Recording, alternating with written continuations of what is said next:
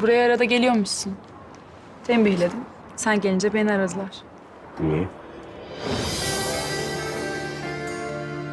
Şaşırdım. Güvenli bir yere ihtiyacım vardı. Ama sen geldin amirim. Bir tek Kaan'ım kaldı. Evlat başka tabii.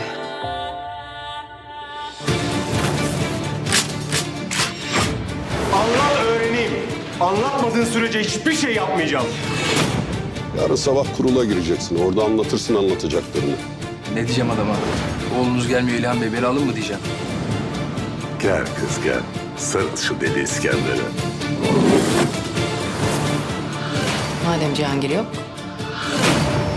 o zaman Cihangir'i ikna edeceksin. Halka Salı günü TRT 1'de.